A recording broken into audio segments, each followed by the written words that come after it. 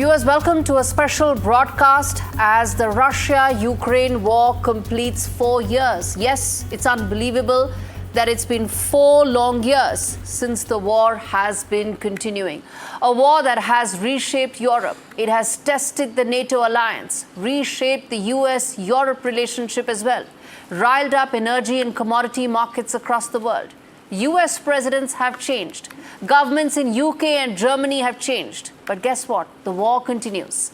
All of them have collectively failed to find a peaceful resolution to end this conflict, the longest running conflict in the world since the Second World War.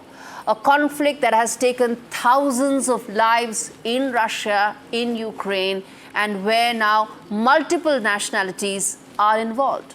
No country, absolutely none on this planet have been left untouched by the Russia-Ukraine war. And that includes India as well. As America failed to find peace deals, they suddenly blamed India, despite Europe being the largest buyer of both Russian oil and Russian gas.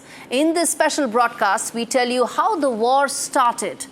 Why is it that no one is able to solve and find a peaceful resolution? Where does it stand now? And are we facing a grim possibility of even talking about it 1 year down the line when this war completes 5 years? Are we staring at that grim possibility? This broadcast tells you everything you need to know about this war. But first up, listen in to the big voices that matter. From Russia, President Putin, and Zelensky from Ukraine. Праздником, который в последние годы мы отмечаем с особым чувством гордости и благодарности. Чествуем всех, кто с риском для жизни, отвагой и мужеством, с любовью к России, к нашему народу исполняет свой воинский долг в зоне специальной военной операции. Стоит на страже наших рубежей, обеспечивает стратегический паритет. Россия сражается за свое будущее, за независимость, за правду и справедливость. Today there were several reports by the Ministry of Internal Affairs on the investigation of the terrorist attack in Lviv. It is difficult to classify it otherwise. It was indeed a terrorist attack, cynical and brutal. There were 2 explosions and the second occurred after emergency services had arrived at the scene. 25 people were injured. Now, it began with a question that shook the entire continent. Does Ukraine even have the right to exist? 4 years ago, Russian tanks rolled across the border and Europe's biggest war since the Second World War erupted overnight. The Kremlin called it a special operation. The West alleged that it was invasion that was taking place. This report takes you through the big milestones, the motives, and where the grinding war really stands right now, 4 years later. Take a look. Мною принято решение о проведении специальной военной операции.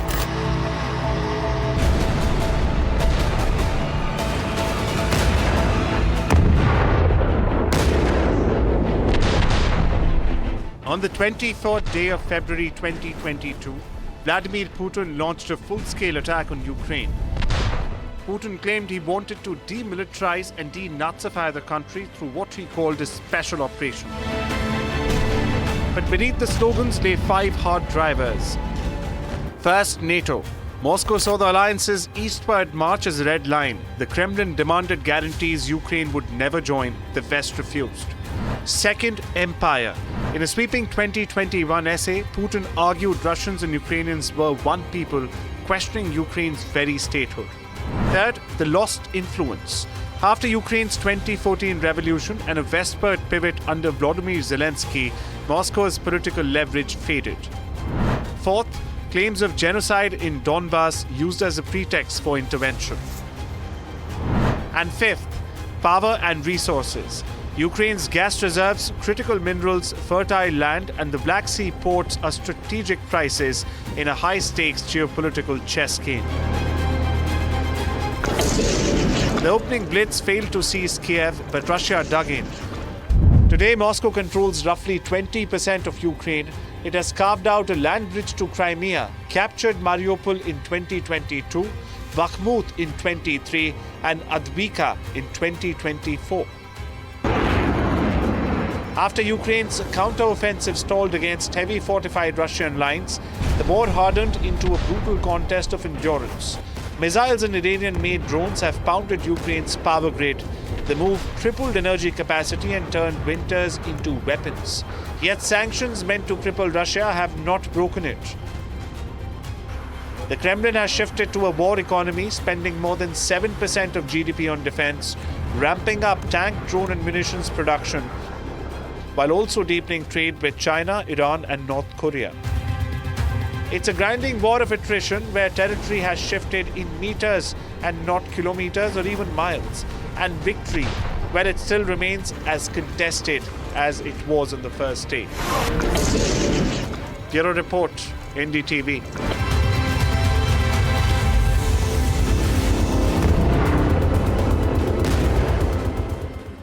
There are no easy answers, something that the world has discovered now.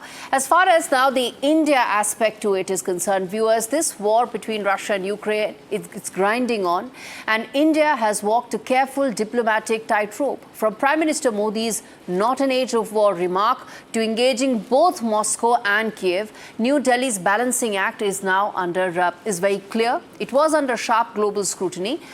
But India stands very firmly on the side of peace. And that's exactly what we want to tell our viewers in terms of where New Delhi stands when it comes to where the Russia-Ukraine aspect is concerned. Prime Minister Modi, when he went to Europe, and earlier he went to Russia, then he followed that up with a visit to Ukraine. He was very clear and categorical in his statement and India's vision that this is not an era of war. It is an era of peace, and peace is what India needs to, and all global leaders need to identify. It's balanced both Moscow and Western partnerships very successfully and continues on its path in terms of strategic autonomy. Not choosing sides has been one of the big hallmarks of India's stand with regard to the Russia-Ukraine war. It has called for dialogue, it has called for de-escalation again and again, even as it has been on the receiving end when it comes to its energy security, because President Trump and his entire administration decided to unilaterally, hypocritically identify India as the one that is actually helping the Russian war economy. Far from the truth, simply because it is Europe which is the largest purchaser of both Russian oil and Russian gas. Despite that, India has continued to engage with all stakeholders and is a prominent voice of the global south to find a solution to this long war that continues to grind on 4 years later as well. Now, Russia's invasion of Ukraine has virtually reshaped Europe as well. It has reshaped Europe's future as well. Whether you talk about the historic NATO expansion to a surge in defense spending, whether you talk about greater military coordination, this war has transformed the continent's security landscape completely. This report tells you those key milestones in the way this war has reshaped Europe for now and for future.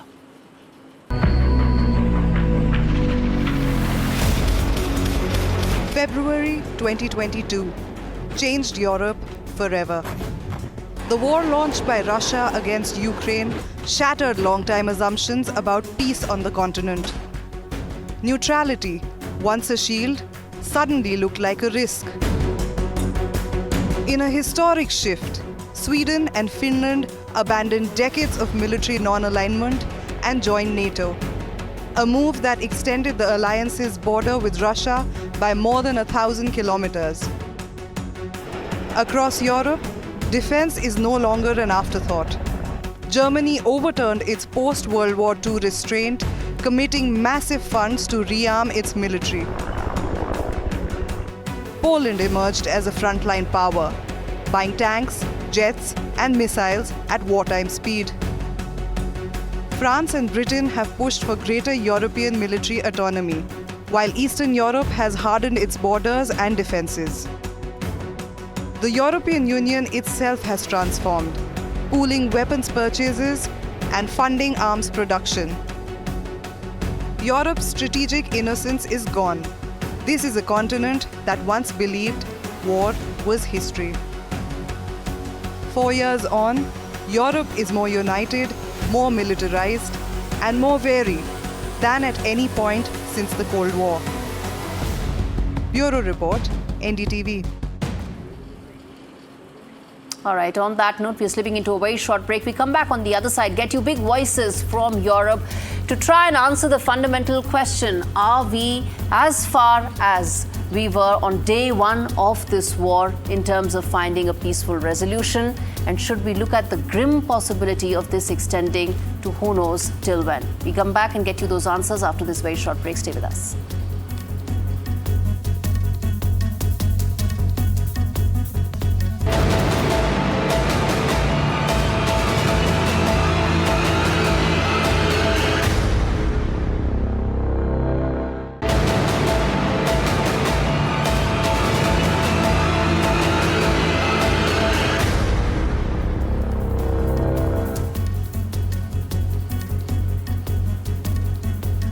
4 years of the Russia-Ukraine war, where does the world stand? And are there any peace options on the table? Zachary Paikin joins me from Geneva. Cormac Smith, who's a former British diplomat, joins me from London to talk more about what are the peace options on the table. And Mr. Paikin, let me ask you this. And Mr. Smith, let me in fact begin with you. In terms of 4 years into this conflict, many failed attempts, many false starts.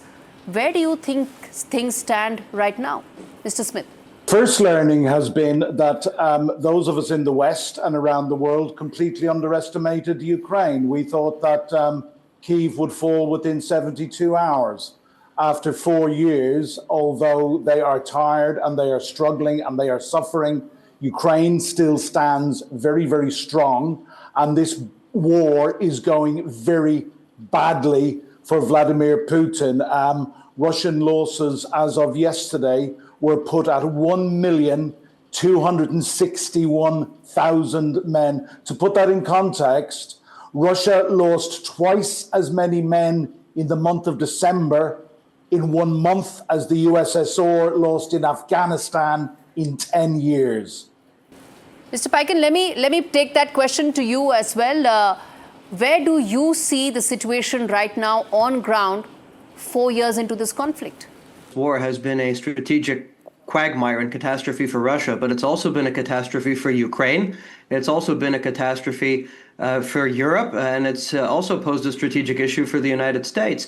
I don't think there are any winners in this war. This war should have been avoided. It is a terrible tragedy. There have been, yes, a very large number of casualties on the Russian side, but there have been 2 million casualties overall in this war. And Ukraine has been absolutely devastated. The Reconstruction bill is currently estimated at around $588 billion. So I wouldn't, take any solace in the fact that this has been, a strategic quagmire for Russia, only in the sense that, this makes it easier to bolster the notion that Ukraine is going to have a prospect for surviving as a Western-oriented, secure, liberal democracy going forward. But the only way we're going to be able to do that is not by thudding ourselves on the chest and being proud of the military accomplishments we've seen so far. The only way we're going to be able to secure that is to end the war, to make sure that Ukrainians who are living abroad can come home, and to reinfuse Ukraine with demographic health, with economic health, with vibrancy, and really just bring this catastrophe for all sides to an end. This war should have never happened in the first place. Mr. Smith, one would say that Europe completely misread, or rather failed to read Russia and President Putin's strategy. Because in the early days of the war, it almost seemed that they've got it sorted, they've got it under control. Clearly not. If I could say first this, I am not thumping my chest. This war has been a disaster for Ukraine, as the other gentleman has said. But let's be very, very clear. It was Russia who started this war. It was Russia who invaded Ukraine. It is Russia who has committed almost 220,000 recorded war crimes as of yesterday. So you asked, did the European Union have any culpability? No, the West had culpability, because in 1994, the Budapest Memorandum, signed up to by the United Kingdom, the United States, and Russia, guaranteed Ukraine's territorial integrity. Now, in 2014, Russia spat on that historic document, but I must say that those of us in the West, and also the French and the Chinese who later signed up to the Budapest Memorandum, we sat on our hands and we signaled weakness to Putin, and that emboldened him to go further with the further invasion, which my Ukrainian friends believed was also going to happen. So yes, Europe is at fault and the United States is at fault for not supporting Ukraine enough. Multiple efforts made by the Trump administration, and I'm not going into the early days of his administration when President Zelensky was thrown out of the Oval Office, practically thrown out of the Oval Office. I'm talking about the much talked about Alaska summit with a lot of fanfare, back and forth that happened in Istanbul, where several other stakeholders were involved. No progress, no breakthrough, no options on the table. How do you read this, Mr. Paikin? One of the most important things that Donald Trump's administration has done is to take NATO expansion to Ukraine off the table in these negotiations, which has opened up the possibility of a deal, which would not have been possible had that been left on the table. Now, that doesn't guarantee that there will be a deal, because the different parties are still very much dug in on some key, outstanding issues. But we're seeing slow but steady progress, and I think it's essential to highlight the ways in which a negotiated settlement remains in the interests of all parties. It remains in the interests of Russia, which wants to be able to diversify its relationships, away from overdependence on China and to reinitiate a strategic and economic dialogue with the West. It's obviously in the interest of Ukraine to end this war after 4 years of horrific destruction and crimes that have been committed against Ukraine. And of course, it's also in the interest of Europe and the United States to be able to restore strategic dialogue with Russia as well, and not to be in a position in which they're driving Russia and China too close together. As things stand right now, the Trump administration is totally focused on the Iran issue right now. They are geared towards that, and it almost seems like all their efforts earlier with regard to ending this war haven't fructified, and the administration has almost moved on. Is that a fear that you share? Do you see that as a possibility, that this could just be a long-drawn, festering war that will just continue with the world's attention moving off it now? Ukraine was 40% of the industrial output of the Soviet Union. So indeed, those nukes were not Russia's. They were part of the Soviet Union. Most of, the gentleman may or may not know, the vast majority of the rocket scientists in the Soviet Union were Ukrainian. My friends, who I lived with for 2 years at the heart of the Ukrainian government and have known as dear friends ever since, have assured me that it was well within the capability of Ukraine to utilize, it would have been well within their capability to utilize those nuclear weapons. So let's just put that lie to bed. To answer your question, I fear very much that we will. I wish that this war would end, and would end soon, because it is my friends who are suffering. But Ukrainians cannot capitulate on the terms which Donald Trump and Vladimir Putin are trying to force them into at the moment. All right. Thank you so much, gentlemen, for speaking to me on this very special show. And tragically, the war continues with no easy answers, frankly, no options on the table at all. And with that, we wrap things up on this very special broadcast where we spoke about the longest conflict in Europe since Second World War. As I said, no options, no easy answers, no breakthroughs whatsoever to end this conflict. How long will the suffering go on? How long before finally something breaks through is something that no one knows at this stage. Thanks so much for watching.